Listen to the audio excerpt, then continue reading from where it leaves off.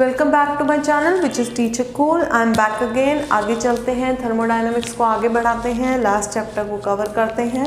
हमने previous lectures के अंदर किया था Clausius-Clapeyron equation, second latent heat equation.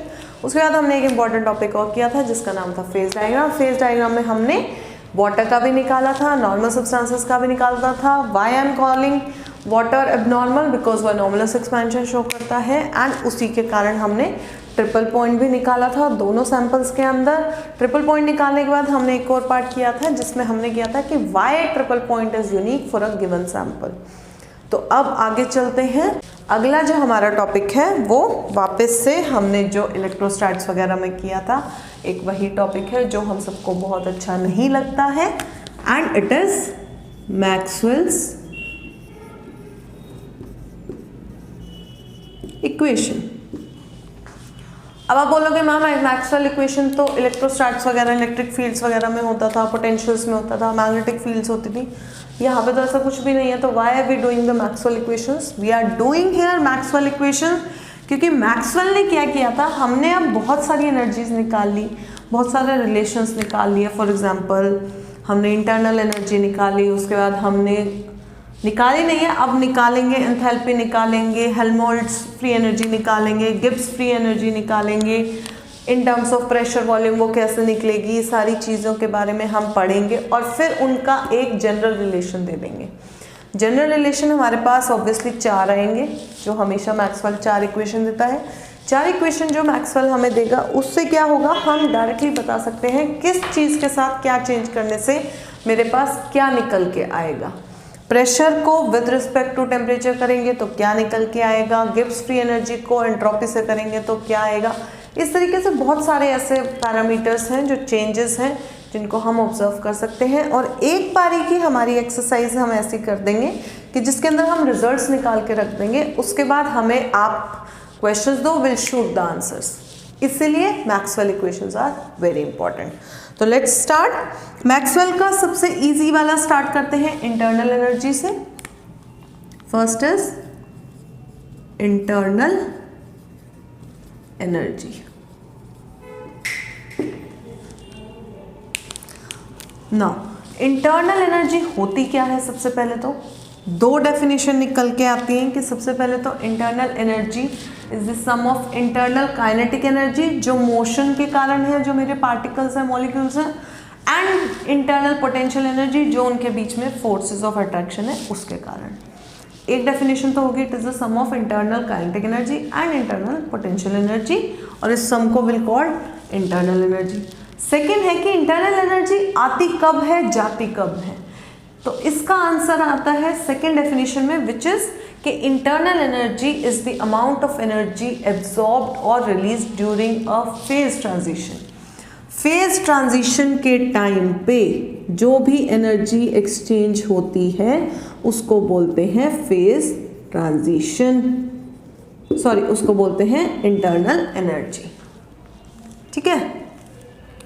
अगर पूछोगे कैसे, तो जो हमने बोला था कि जो latent heat, remember specific heats में हमारे पास टेम्परेचर राइज होता है, फेज ट्रांजिशन जब हो रहा होता है उस टाइम के ऊपर टेम्परेचर कांस्टेंट हो जाता है, एंड कुछ amount of heat energy, latent heat energy हम एब्जॉर्ब करते हैं या हम रिलीज करते हैं, जो वो एनर्जी जाके कन्वर्ट हो जाती है इंटरनल एनर्जी में, एंड इसलिए हम बोलते हैं उसको कि वो फेज ट्रांजिशंस के टाइम पे एग्जिस्ट करती है।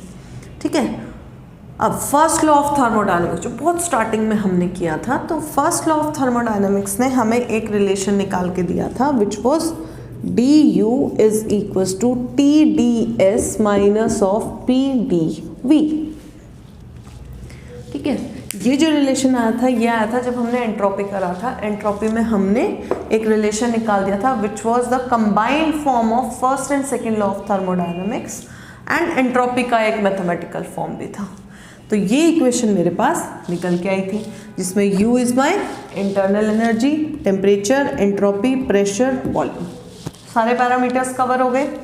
अब हमें करना क्या है, इसका एक पार्शियल डेरिवेटिव ले लेते हैं।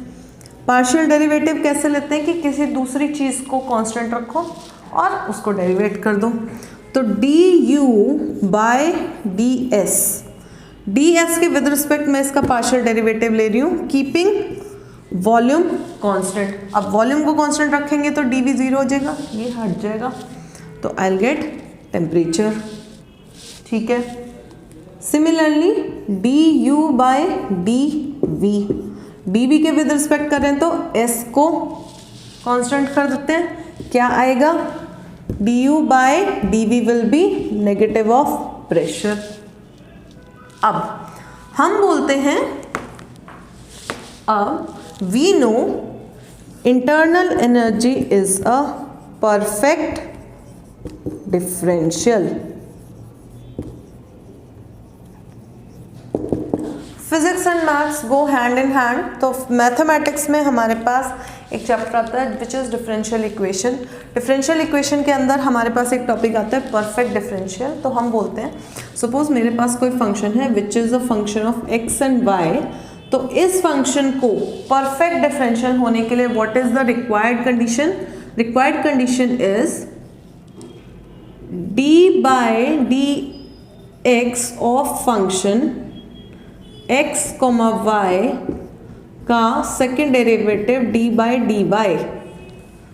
दो डेरिवेटिव हमने लिए, पहले x के विद रिस्पेक्ट किया, फिर y के। It should be equal to d by D X of d by D Y of f of x, y। मतलब अगर मेरा फंक्शन दो पैरामीटर्स का फंक्शन है, तो अगर वो परफेक्ट डिफरेंशियल है, तो मैं, इट डजेंट मैटर कि मैं उसे किस ऑर्डर में डिफरेंशिएट करूं, मेरे पास आंसर हमेशा सेम आएगा। ठीक है, तो ये भी परफेक्ट डिफरेंशियल है। इसके अंदर पैरामीटर्स कौन से हैं? ds और dv। अब हमने एक के तो निकाल दिए, अब हम इसका दूसरा लेते हैं। दूसरा लेके पहले कंडीशन को सेटिस्फाई करवाएंगे। कंडीशन इज कि परफेक्ट डिफरेंशियल होने के लिए d by d v of du by d s, दोनों आगे dv ds, it should be equal to d by d s of du by dv। ये सेटिस्फाई करना चाहिए। क्यों करना चाहिए? क्योंकि हमें पता है कि ये परफेक्ट डिफरेंशियल है। वी आर नॉट प्रूविंग कि ये परफेक्ट है या नहीं, वी आर टेलिंग कि ये परफेक्ट है, तो इसको ये सेटिस्फाई करेगा ही करेगा। ठीक है, तो इसके अंदर अब अगर आप देखो du बाई डी एस क्या है? टेम्परेचर। पुट कर देते हैं, implies d by d v of du by d s is t is equal to d by d s of du by d v क्या है? Negative of p। करेक्ट है। अब ये जो था ये एंट्रोपी के बराबर था, तो यहाँ पे s आएगा, यहाँ पे v आ जाएगा कांस्टेंट रख के। तो यहाँ से मेरे पास क्या इक्वेशन आई? dt by dv at constant entropy is equal to negative of dp by ds keeping volume constant. This equation is my first Maxwell relation. ये आ गया मेरा फर्स्ट मैक्सवेल का रिलेशन। Very easy. इलेक्ट्रोस्टैट्स में तो बहुत tough होता था, इधर इट इज़ वेरी इजी। हमारे पास du की इक्वेशन है, du का हमने एक पार्शियल डेरिवेटिव लिया, अब हमें पता है वो परफेक्ट है, तो दूसरा डेरिवेटिव भी लेंगे, फर्स्ट डेरिवेटिव की उसके अंदर वैल्यू डाल देंगे, इक्वेट करेंगे, मेरे पास फर्स्ट मैक्सवेल रिलेशन निकल के आ गया। करेक्ट है, ये चीज़ क्लियर है।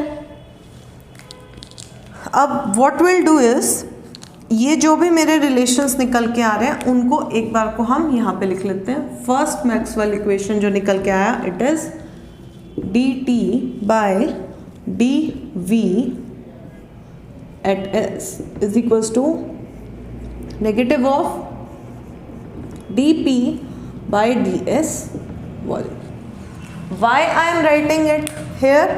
क्योंकि एक बार मैक्सवेल रिलेशंस निकालने के बाद हमें इसकी एप्लीकेशंस भी करनी है। तो यहाँ से अगर मेरे पास रिटर्न होगा तो I can very well pick it up from here. तो ये मेरा फर्स्ट रिलेशन आ गया।